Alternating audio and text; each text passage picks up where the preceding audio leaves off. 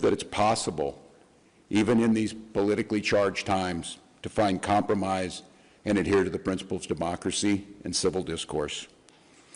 We must all, Minnesota and across the country, stand against all forms of political violence. At this precipice moment we're on,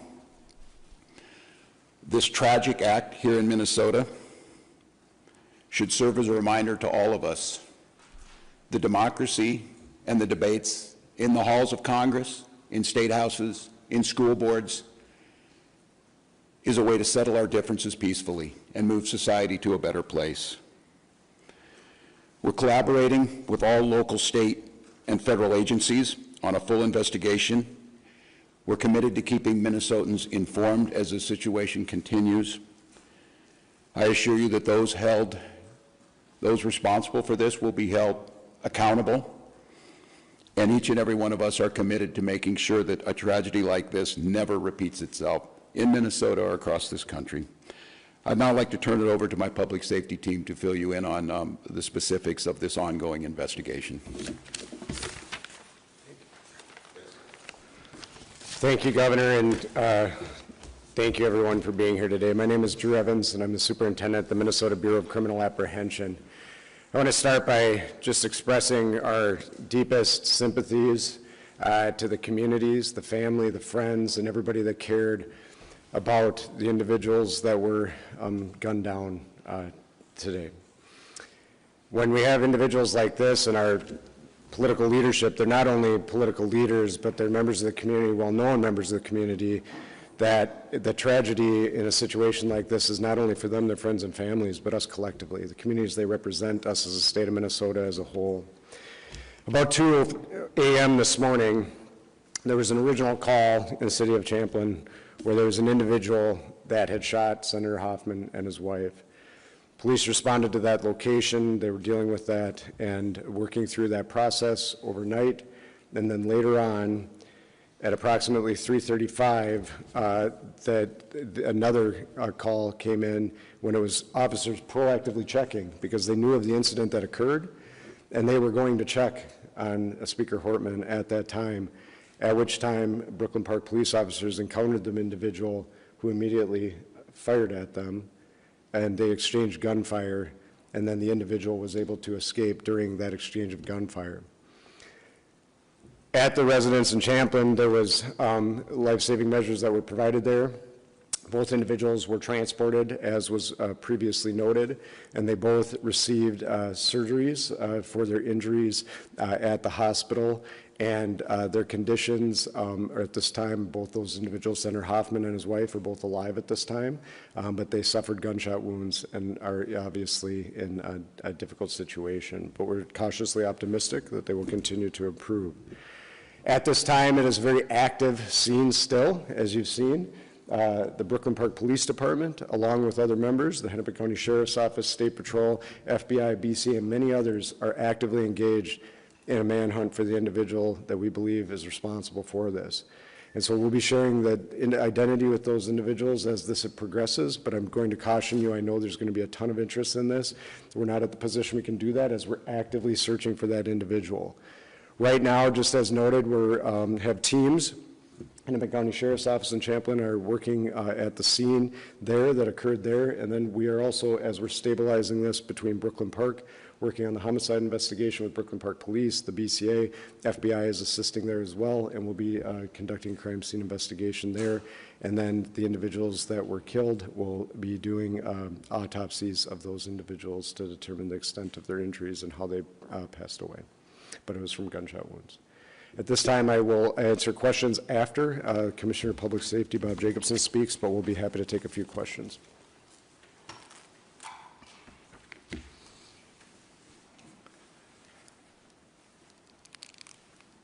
Thank you, Superintendent Evans. My name is Bob Jacobson. It's my honor to serve as the Commissioner of Public Safety for the state of Minnesota. This is a dark day today for Minnesota and for democracy. But we will not allow fear or violence to define who we are or how we move forward. We will stand together and we will stand strong.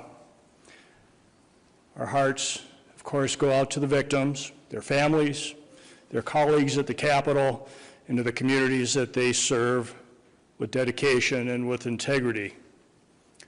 These are public servants, leaders who committed their lives to improving the lives of others, and they were targeted in a violent and cowardly way. The suspect exploited the trust of our uniforms, that our uniforms are meant to represent. That betrayal is deeply disturbing to those of us who wear the badge with honor and responsibility. We want to reassure the public that there is increased security in place for elected officials and others who may be at risk. If you see anything suspicious, especially involving individuals impersonating law enforcement, please report it immediately by calling 911 or your local police department. With that, I'll step back and we will be available for any questions. Thank you. One reminder, please, as you ask your first questions, please don't forget to introduce yourselves, your media organization, and to the folks answering the questions, please don't forget to repeat the question.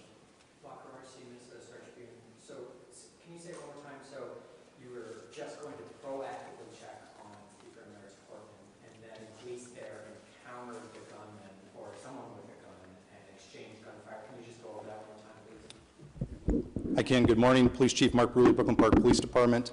The question is, how did we get to Representative Hortman's house, and it was proactively or not. The circumstances that unfolded in Brooklyn Park this morning is that we assisted the Champlin Police Department on a shooting. That shooting was made aware by one of our sergeants that it was at Senator Hoffman's home. In hearing that very intuitive sergeant asked our officers to go check on Melissa Hortman's home, representative that lives in our community, just proactively as due diligence to swing by. That police officer and his partner pulled down the street when they arrived at Melissa's house. They noticed that there was a police vehicle in the driveway with the lights, emergency lights on, and what appeared to be a police officer at the door coming out of the house. When our officers confronted them, the individual immediately fired upon the officers, who exchanged gunfire, and the suspect retreated back into the home. Was this an actual police officer or an impersonating police officer? Yes, the question is, was it a real person or a person impersonating a police officer? It was not a real police officer. This is somebody that clearly had been impersonating a police officer, again, using the trust of this badge and this uniform to manipulate their way into the home. So Chief Burley, Janet Shortle, Para 11, the person not only was wearing a badge posing as a police officer, when they approached their victims, they had a car with lights and sirens? Yes, the question is what kind of vehicle, how were they dressed? They did drive a vehicle that looked exactly like an SUV squad car. It was equipped with lights, emergency lights that looked exactly like a police vehicle. And yes, they were wearing a vest with taser, other equipment that would, a badge very similar to mine, that no question if they were in this room, you would assume that they are a police officer. Chief, can you describe the moments after that played out? You said the person went into the home, and then can you help us understand the next 10, 15 minutes of how we got to where we're at now? Yeah, briefly, although I'm just going to remind us that this is an absolute active investigation. We have thousands of people sheltered in place in the city of Brooklyn Park right now. We are in an extensive manhunt involving hundreds and hundreds of police officers and SWAT teams searching, gridding off areas as we believe confidently the suspect had fled out the back of the house after being confronted by the police. Very briefly, after the officers had exchanged gunfire and the suspect retreated into Melissa's home, they immediately went up to the threshold and looked in and seen a male that was down, clearly had been struck by gunfire. They made limited penetration, grabbed a hold of the male and drug him out to safety to attempt first aid. However, he was pronounced dead shortly after that. At that point, the officers surrounded the house, got additional resources and SWAT resources, and then ultimately went in with a drone identifying a female in the home. How far apart are the two scenes? About 8 miles? I would say, yeah, somewhere around 5 or 6 miles apart.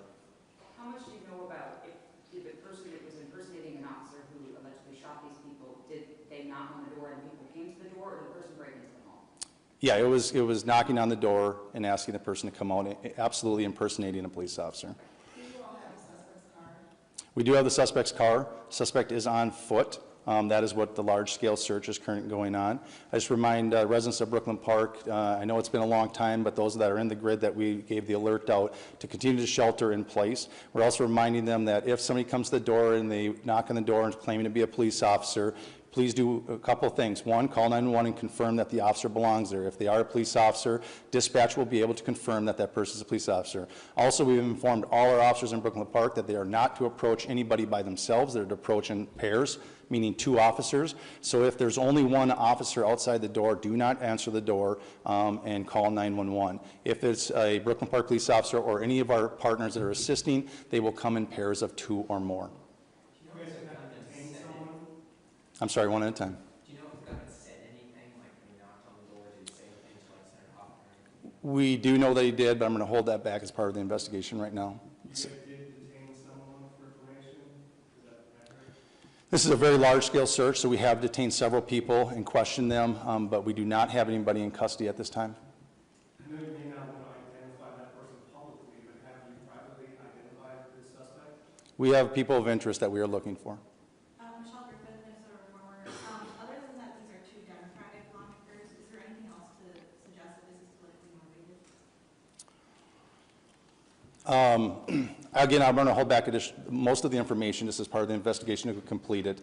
This is rapidly evolving, just occurred a few hours ago, and we're trying to sort it out. We have partners from the FBI, the BCA, the Hennepin County Sheriff's Office, and almost every suburban agency in our community helping us with this. So it's very complex and working on it. What I will tell you, when we did a search of the vehicle, there wasn't a manifesto that identified many lawmakers and other officials.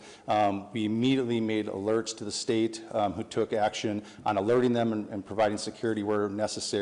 And that's about, I'll stop there. Chief, thank you very much. We're going to take one more question. True with the BCA, can I ask just, you use the word targeted, and that's kind of along the lines of Michelle's question in terms of politics, Democrats and Republicans. These are both Democratic lawmakers. You said the word targeted, so targeted because they're politicians or targeted because they're Democrats? Well, so the question is were they targeted, and when I use the term, why am I using the term? As Chief Bruley noted, there was a list of individuals, and the individuals that were targeted in this situation were on that list. And so when we're looking at that, as Chief Bruley said, it's far too early in the investigation to be able to provide information, but I do think we'll be in a position where we'll be able to develop the motivation behind these attacks, and we'll be able to provide more information as this unfolds. And so that's part of the reason we're using it, is I think there's some preliminary information that is telling us kind of where this is headed, but we need a lot more work done by all the teams that are here working on that to be able to provide that with you with a degree of accuracy. Thanks. Thank you. Quite a few. Yeah, we're good. Thank you. Yep, hold on.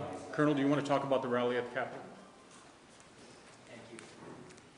Good morning, Colonel Bogoyevich with the State Patrol. We are aware of the demonstrations across Minnesota, including the Capitol and across the nation.